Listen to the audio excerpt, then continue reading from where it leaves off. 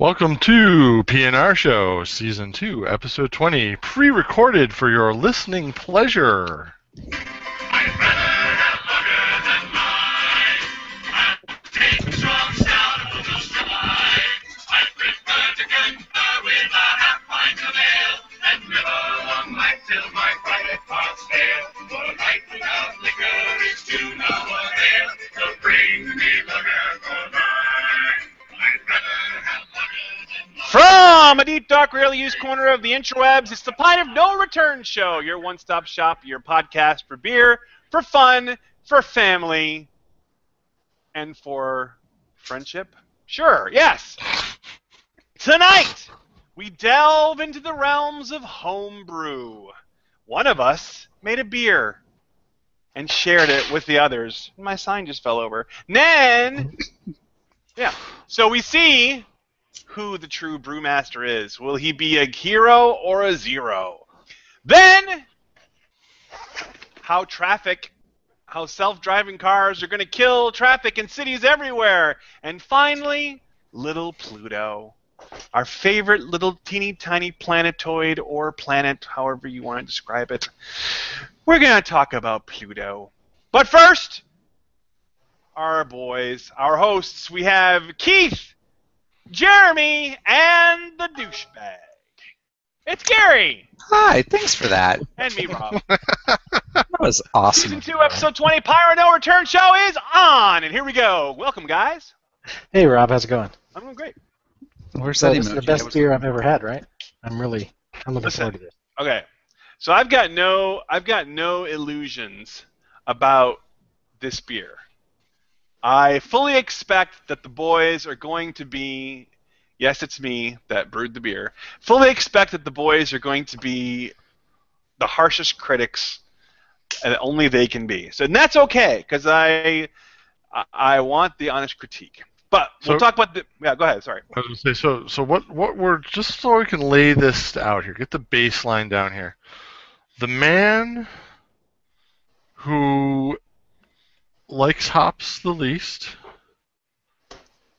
likes the least number of beers that we've had on the show, and generally known to be a hater of all things bitter, has brewed beer.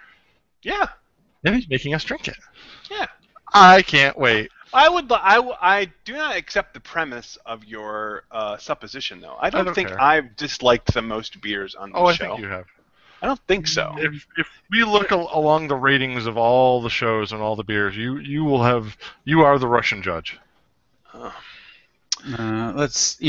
could figure that out. That bears. I'm gonna do that math. Research. Okay, you work on that, Gary.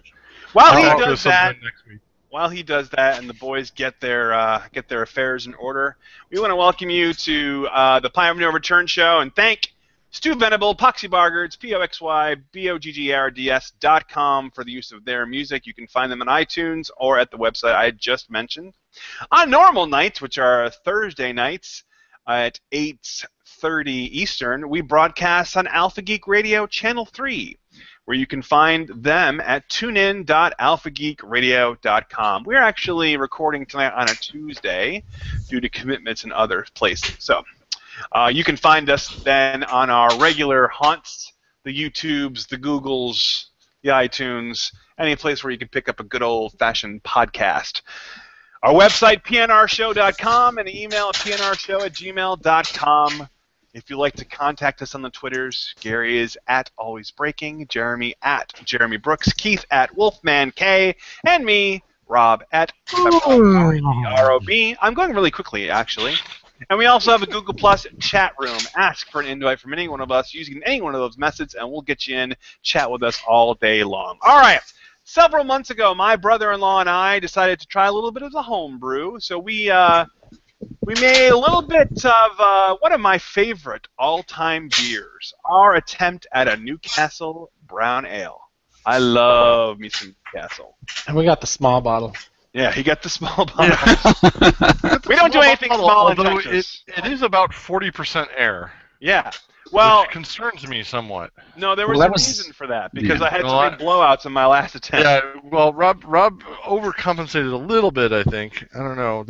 I'm curious to see if there's any head in here at all.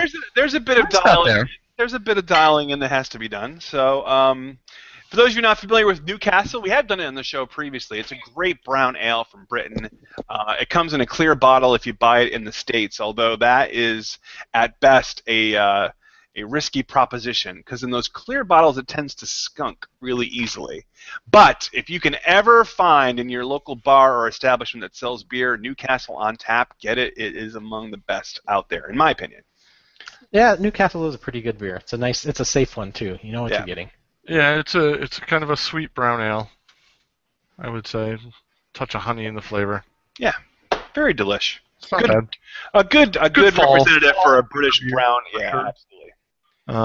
Not a very refreshing brew. I wouldn't go for it in the summer, but so here it is. So here it is, middle of July. All Rob's right. version. Ready to pop it? All right. Let's do it. See what happens here. Woo! I'm watching. Sounds like champagne. All right. I have no explosions. Oh. Damn, that sounded like a gunshot. Wow. It just went in my eye.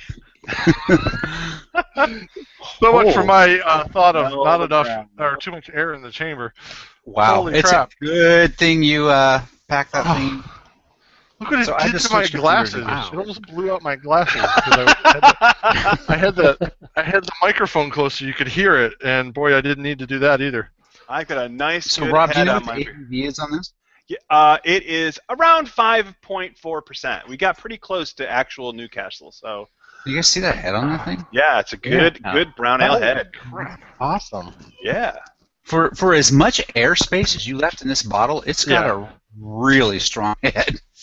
Which does make me understand your concern of blowouts because. Thank you.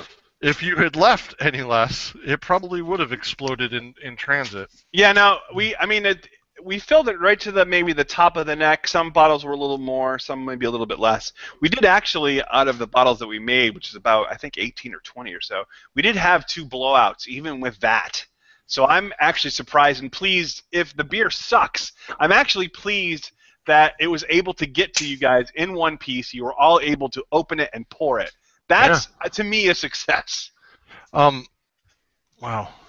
So this is bottle conditioned, Rob? Yeah. Would you use honey? No, we used. We went to a home brewing store and we used the sugars that they provide. The tabs. Yeah. Tabs. Yeah. Okay. Well, shall we do this? So I got quite a head there. I'm gonna hate to say my it. head to settle down. Might be right. What? You right about what? I got to do some more math, but yeah, he might be right. I'm the most negative on the show. We'll see. We'll see. Okay. I do that for the entertainment value. All right, here we go. Ready? Cheers. Newcastle Brown Clone. Prost. I'm gonna fight my way through that 3 inches of head I'm showing right now.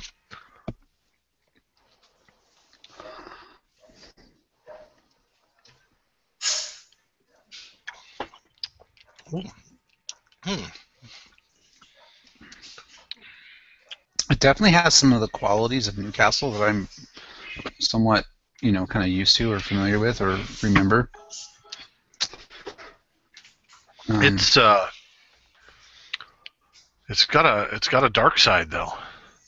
Yeah. This tastes better than Newcastle. Yeah. I think you might have outdone Newcastle there, Rob. Wow.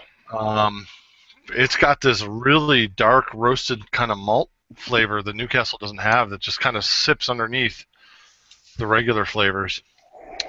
It's almost gritty, but not quite. Very reminiscent of like a caramel coffee kind of flavor. It does have maybe a little more nod to the stout side than a Newcastle.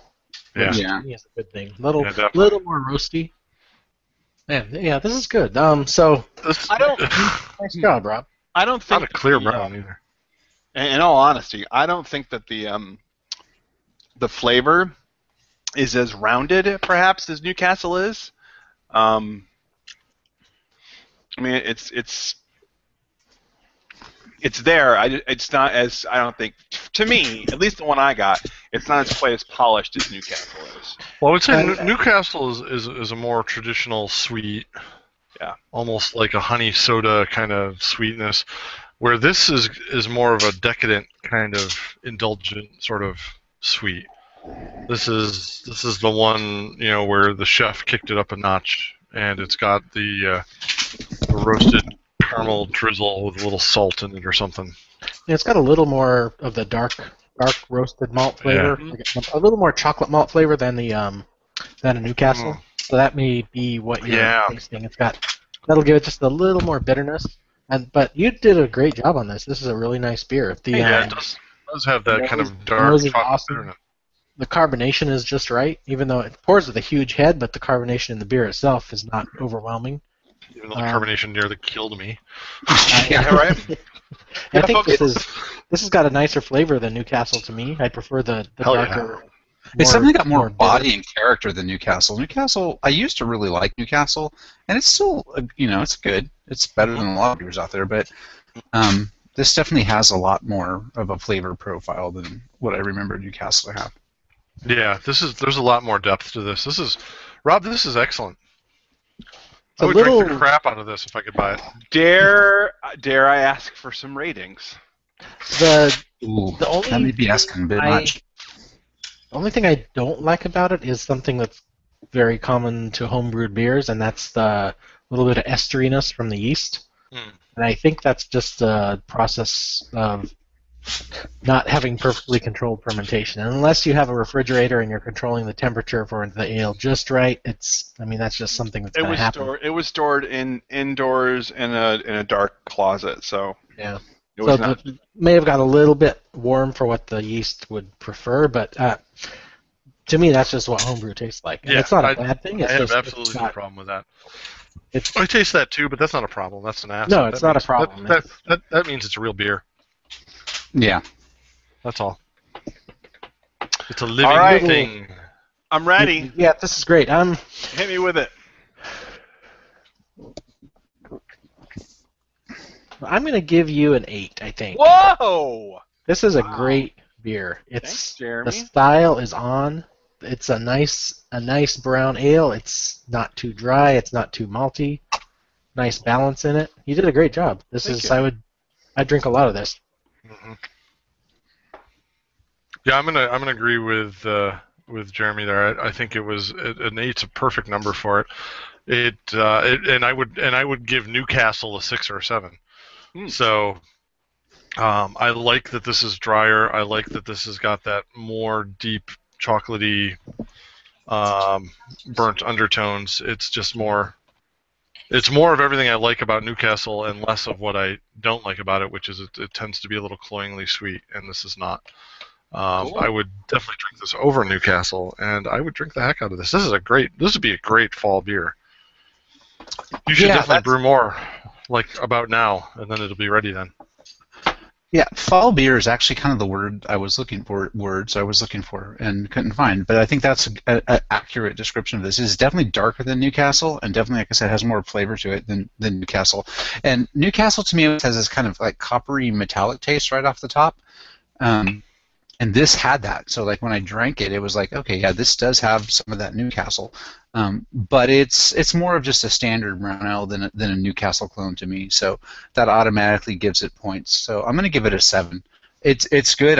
Maybe I just got a different bottle than they got, or maybe I didn't have the right amount of airspace in it or something to give it that extra point. Definitely. If you were looking at 30% or more airspace, you didn't have enough. Mine was about to there with beer, and since the neck gets pretty small, I would say it's maybe 20% airspace. So yeah, I'm gonna give it a 7. I think Rob did a good job. I mean, if I could brew a beer that tasted this good, I would be very, very pleased with myself and would share it with other people. So Rob, you did a really good job. Thank you. I agree with you completely there. I wish I could do homebrews that had this flavor. Wow. I've always got way too much of those yeast esters in mine. This is a great effort. Well, I have to give my brother-in-law Dave, who I brewed it with, the bulk of the credit, because we did it over at his house, and he monitored it when I wasn't around. So, but I appreciate it. I enjoy the taste of it. I don't know what, if for whatever reason, I think I might prefer the taste of an actual Newcastle, especially draft, a little bit more than this one.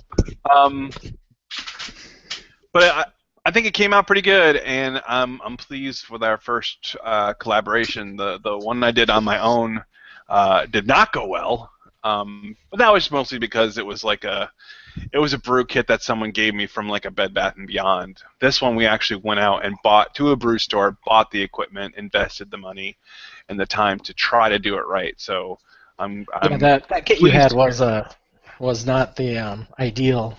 Yeah, condition. no, it's like a little gallon, Yeah, jar thing. I find that anytime you try to brew anything in less than 5-gallon batches, it struggles. Yeah, you kind of got to be just not enough room. You got to have at least 5 going in. So and that makes it worthwhile too. When you're done, because you got a lot of beer left. Yeah. So for my rating, I'm going to go with Gary. I'll give it a 7. I like it a lot, and I think it does really, really well. So. I want you to kick up the ABV on the next one. That's the only thing I'm missing. Okay. Be a little boozier. I think the next one we're going to do a blonde or a pilsner or a lager, something on the little lighter side. Pilsners and lagers are tough homebrew because they really want to be temperature controlled. Yeah, especially the lagers. So maybe we'll try for a blonde. So a blonde ale would probably be a better choice, I think. But yeah. So that's a 7.5 overall rating, which is a really high and respectable rating on our show.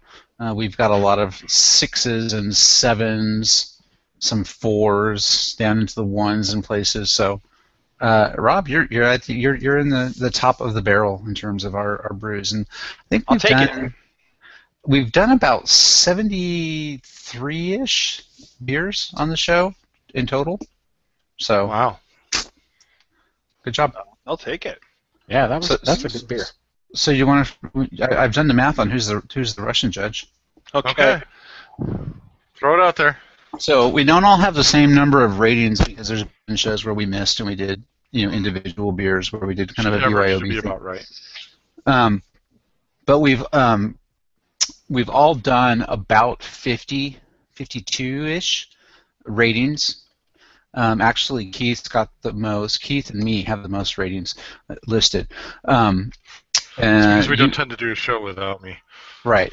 So we're all pretty. Yeah, we're all pretty close in terms of the number of ratings. Rob actually has the fewest ratings, but only 4 fewer than Keith. All right. Okay. So if we add up all of the ratings that we've done, and so we're all pretty close. Keith's total scores is 374, and you divide that by 52-ish, and you come up with a number. So 374. Jeremy's is 353. I'm 378. So Keith and I are really close, and Rob is 281. Oh, it is not even close. So you're saying my total, if you add up the total grades I've given every beer, it's 281. 281, yeah, total score. So if you want your 20% below everyone else. I appeal to the fans out there. Do you just want a yes man who will drink beers and say, "Hey, we're drinking beers," and no, we don't. But you don't want that. You want someone who's going to come in honestly. For calling you out as on the show, you're the man who most hates beer. I'm the toughest. No. I'm the toughest critic. Hates beer. I'm the toughest critic. And I'm just pointing that out as we are drinking probably one of the best beers from that same man. So. Oh wow! Thank you. There's nothing wrong with that. Hating beer. You make but a great I think, beer as hater. I've said in the past, if you go back historically and look at beers that typically I don't care for, I am consistent and fair to those beers, and when they do a good job, I acknowledge it. So you want the average? Yeah. So this is what I'm guessing is about the average. You might be off by as much as a half a point. So Keith has the highest average at 6.67. I have the next highest. Oh no, I'm actually the highest, 6.75. I'm 6.75. Keith is 6.67. Jeremy is 6.53, and Rob is 5.4.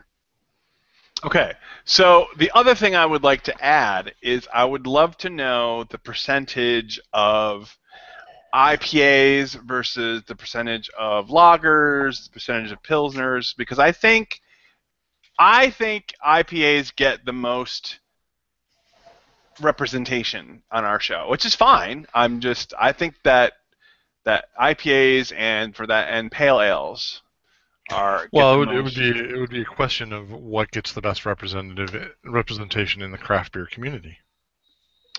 Okay, well, What are the most? I don't think there's a brewery out there that doesn't, put an IPA out there sure. too. So that's the But thing. if that's the case, then that could go a ways in explaining perhaps why I might be You lower hate than beer. the others. I don't hate any. I hate Pliny. I don't care This for is the pale greatest best ales. beer in America. Rob hates it. I don't care for pale ales. I don't care for IPAs. I don't care for stouts. But there are plenty of beers out there that I love and enjoy. And Doesn't thank care goodness for we embrace all beer drinking. Imperial Reds. He doesn't care for No. Belgian triples. No, that's not true. He doesn't care. I'll have to manually count those. So Yeah, thank you. I'll do that. In the meantime, we're going to leave our beer behind for a while and let the boys suckle on that brown ale teeth for a little while longer while we go to our topic segment this week. And it's a little segment I like to call Pint Taken.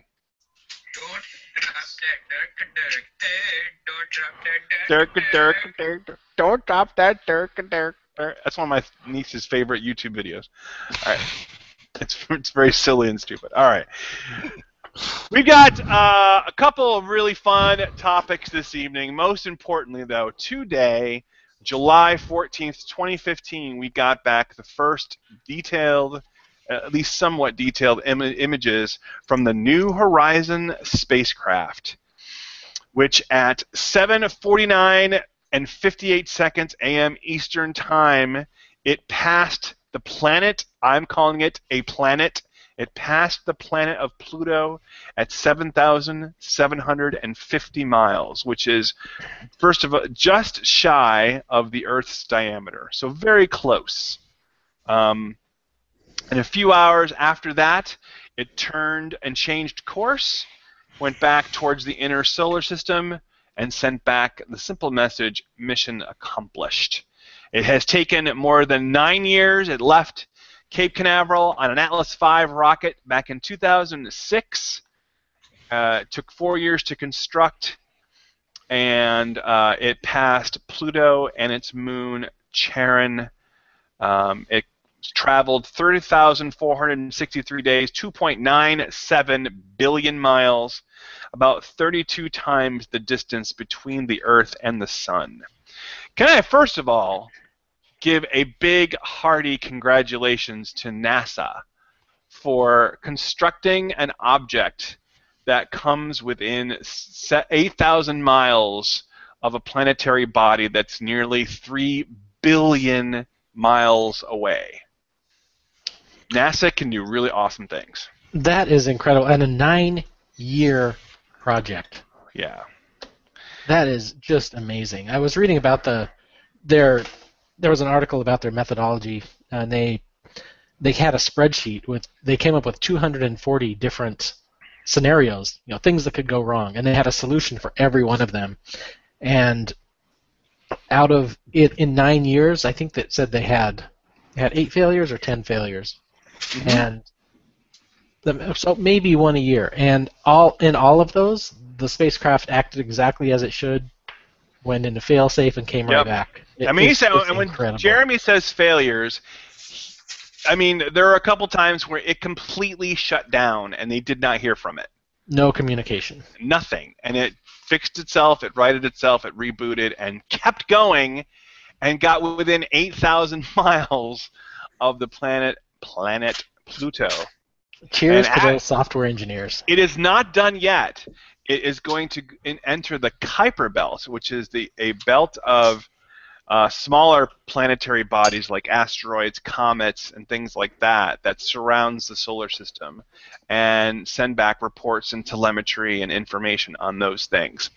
Now, the most detailed pictures of Pluto and its moon Charon will still are still flying through space and will take a total of 18 months to get here because the downlink speed from the satellite is very, very slow. 4 hours it takes for a signal to reach Earth. It takes 4 hours for a signal traveling on radio waves, speed of light. We're dialing into CompuServe in 1992. Exactly.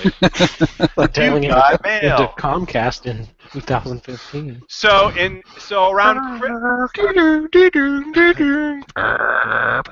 around Christmas time in 2016, we're going to finally be able to see the really, really high detailed pictures of Pluto. But the ones they sent back, today, even the really rough pictures, are still incredible looking. All right, so I heard from Jeremy. Keith, nice. Oh, Keith and nice. Jerry, what do you think? Any initial reactions to the New Horizon and its discovery of Pluto? Not discovery, but pictures of Pluto. I want it noted that they had figured out that Pluto is actually 2 kilometers bigger than they thought.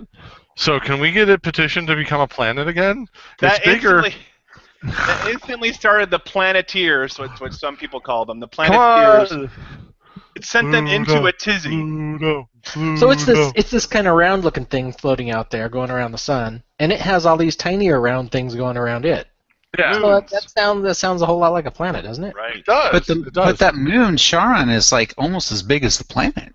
Fine. Yeah. It still rotates around it, though. So who has the bigger gravity? That's right. But actually, all the other stuff rotate around like the center of those two, right? Like there's a couple other moons, and they rotate around Charon and Pluto together, right? Isn't that the way I'd it be works? okay calling it a dual planet. Rob's not in his head. Yeah, it's kind of a dual planet. A binary. Well, It's a I mean, binary. the Charon is, I think it's about a third the size of Pluto. That's pretty big. I mean, when you compare our moon to our planet, Yeah. I mean, it's Yeah. So it's a couple of cool things. The res images that they've seen show the possible presence of snow on Pluto. Which, it could be not necessarily the snow that we think of. It could be composed of nitrogen, and it's so cold there that it would feel like sand on a beach. It would be very, very coarse. And the great thing about Pluto is it's the only planet in the solar system that was formed the same way that the Earth was formed. And they say that was by what they call a catastrophic collision of larger planetary bodies splitting off and forming into their own planets. Of all the other planets, which includes the gas giants like Jupiter and Saturn, Uranus and Neptune, excuse me. You just can't help yourself when I say Uranus, can you? You said it 3 times in a minute. It's the only planet that's formed that way.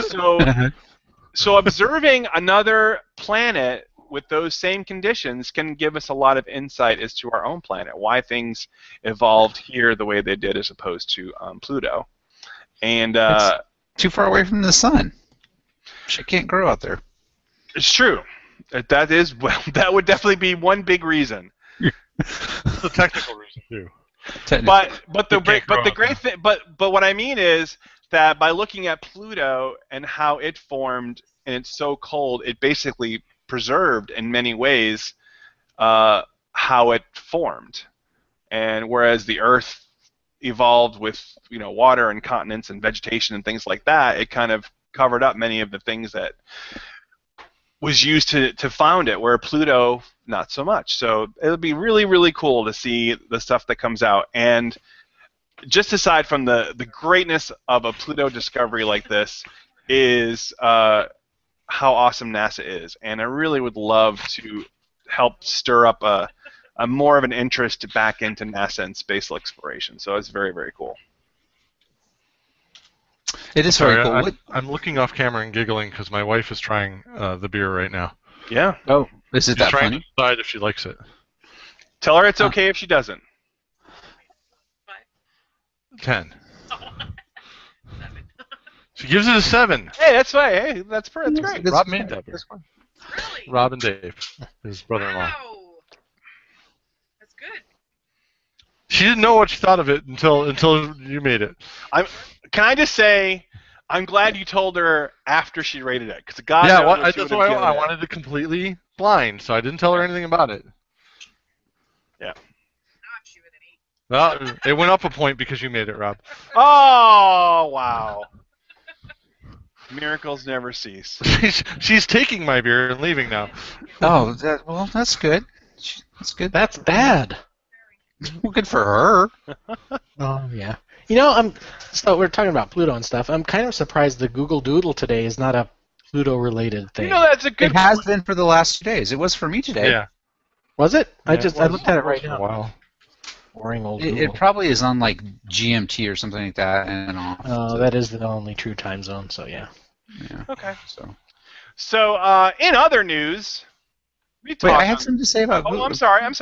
Go Real ahead. quick, my thought on Pluto. I looked this up and I thought about, wow, it's taken 9 years. And you think about the vastness of space, and it took that probe nine years just to get from Earth to the other end of our solar system, which in the vastness of space is like me walking out of the doorway right in front of me, right? And it was the fastest spacecraft to ever leave Earth orbit. And it traveling, what would they say, like 36,000 miles per hour. And it took 9 years to get to Pluto. So that just makes me kind of, I don't know. It's a lot of space and a lot of time to cover what is seemingly not very much distance in terms of the universe and the galaxy. So that it's, space is big, and for them to launch a mission on that scale is pretty awesome. And those are some really smart people that have impressed me to no end to be able to pull this off. So cheers to them for doing this kind of stuff. I have had the fortune of knowing several people who worked past tense for NASA. It has obviously, living here in Houston, NASA is very, very important to this area, and it has been absolutely gutted in the last 5 or 6 years. And it's awesome for them to get some accolades. And we've been talking about the privatization of space and companies sending up their own ships, and perhaps that will be the way that we actually explore more of the solar system. It's nice to know that NASA is still doing some really cool stuff. And yeah, it's still awesome. there, hanging on barely. All right, other news. We've also talked on the show about self-driving cars. The Google car has made some test runs on the West Coast, and we've speculated that. I truly believe that my nephew, who's about to turn 12, my nephew's kids will look at us and say, "You used to drive cars? You used to actually physically, manually drive cars?" I think that's where we will end up. So the Google car is going through its experimentation, its bumps, its bruises, so to speak, literally and figuratively. But one possible downfall of self-driving cars was brought up on Wired recently, where they believe that it could really be damaging to our cities. If you live in a big city like Houston, like San Francisco, like New York City, one of the ways that it makes some of its income is by fining people who disobey their traffic laws, parking, sides of the street, lane violations, speeding, all kinds of things. It's one of the big ways that they earn their income.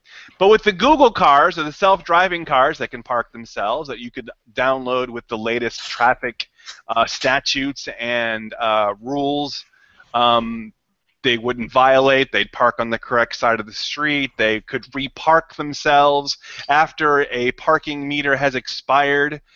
This could mean a huge impact to city coffers, not bringing in that money. So what are they going to do? Well, they could not hire all the people it takes to manage all that crap to begin with. Oh, Keith, that's so heartless. Parking Well, enforcement it's is less the money they need to spend on that, and parking people enforcement is get the scum of the earth. jobs that that would Wait, Jeremy's satisfy saying their lives and make real money instead of leeching off the backs of taxpayers. Parking enforcement is scum of the earth. Yeah. Yeah, what In both El As- Cerrito, as- which is next to the as city. Traffic cops. No, next to the city I live in, if you call and complain about your neighbor's car, they will come tow it. They won't check to make sure it's been parked illegally. They'll come and tow it. And they subcontract all of that administration to a company in Colorado, which means you have to call them and they'll tell you, we can't do it, talk to the police. And the police will tell you, we can't do it, talk to this company. They won't do anything about it. In San Francisco, 15 minutes before the parking time expires, tow trucks and meter maids line up on every street, just waiting for 4 o'clock so they can tow the cars. It is just awful. Yeah. Yeah, and unfortunately, I mean, in my city, and I'm assuming in a lot of other cities, you can now pay your meters electronically over your phone, extend your time at least somewhat. You can't do it all day, but you can bump it up so you don't get a ticket, at least giving you enough time to get down to your car. Another way, yeah, you can pay your initial one, but if you try to extend it, they'll know, and they have maximum. Usually, Right. with the parking meters in San Francisco, it's a maximum. You can park for 2 hours, and that's it. So if you try to extend it, they'll know you tried to extend it and probably give you a ticket. Houston's the same way. It depends on the time of day. During like a weekday, normal time of day, you can't extend it. You have to move it. But like if you're after 4 o'clock or so, you can extend it by another half an hour, just so you can get to your car, or put a little extra money on it. But another way that they say that this will cost the city money, these self-driving cars will enable you to be driven to work, then the car could drive itself home, take your kids to school, take your wife, come back, pick up your wife, take your wife to the grocery store. So with that one car doing the work of 2, perhaps even 3 cars, that will mean fewer cars on the road. Fewer cars on the road means fewer cars needing gasoline, less money for gas taxes, less money for car registrations. Wait a second. That math doesn't add up. You can't run one car all the time in place of 2, and then say it's going to be less gas. It's assuming it's running the same amount of distance that the 2 cars would have run. Why is it going to run less gas? Right, but if the same car, if one car, what really costs gas is when you stop at stoplights and accelerate and go up and down. Well, and that's already changing now because most modern cars already stop at stoplights. they're all hybrids. Yeah.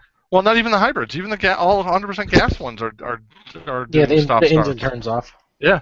That's a crap. The registration. Really, you know what? If anything, this one car is going to spend more gas than the 2 it's replacing because it's got to go all the way to work, all the way home, and then all the way back to work to get you again. So it's actually going to make the same trip twice so that it can be back at home to be available for all the other things that it would have done too. The So gas That's a fair I'm point. not buying that. That's a fair point. This is a very specious article, But- and I'm surprised Fair it was point. wired. This is The moving Yeah, there's violations. a lot of is bad the math issue. going on here. Yeah, I was just reading that paragraph. Gary, what are some of the music, since you're from California, how much does California take in from some of these moving violations?